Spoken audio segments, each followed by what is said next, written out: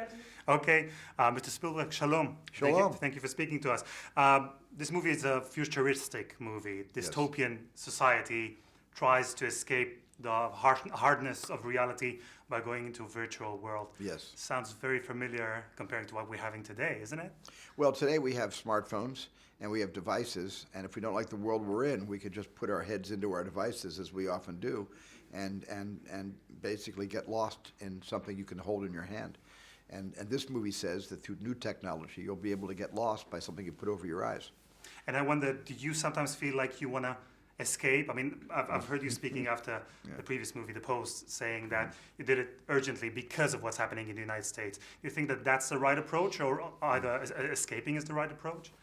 When the world is in need of a lot of tikkun olam, I think escape is the wrong choice to make. When there's so much, there's such a social necessity for all of us to have a voice, to have a vote, to fix what's wrong today.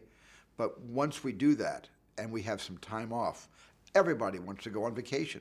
And someday in the future, as our movie suggests, you can take a vacation in your very own home by simply getting lost in a virtual world. And you're talking about tikkun olam. You were very vocal about things that are happening in the United States now, Trump era, divisive rhetorics.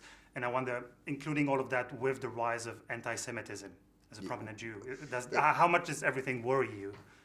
Well, everything worries me because I made Schindler's List and I created the Shoah Foundation to try to get into the education system, to try to get into schools, private schools, public schools, so kids learn about the not the causes of hate, but the results of hate, and so it always disturbs all of us when genocide still is a reality.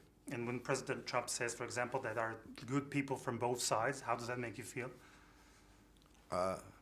Like we have a president that can't see. And I don't know if I guess you've heard about the new Polish law banning speaking about Poland's part in collaborating with the Nazi regime. How do you feel about that? I've heard about a law that says you can be incarcerated if you talk publicly, and of course that's the first violation of the most important rule in our Bill of Rights and the Constitution, which is freedom of speech, and that completely violates everything I was taught as a child and which I have instilled in my children. And coming from Israel, I know that Israel has a very special spot in your heart. Yes. Israel is turning 70 in the next few weeks. No, I've already turned 70. Well, no, but now it's Israel's turn. Oh, it's Israel's turn to turn 70. Yeah, Israel is turning. Well, let's see how they like it. So, as someone who's been there, what do you have to say to Israel and to the Israeli viewers? You're only as old as you feel. And I think Israel, because of its youth, is a young and vital country and probably doesn't feel a day over 20. Okay, I have to finish. One more, or that's it? That's it. Okay, thank you very much. Thank you.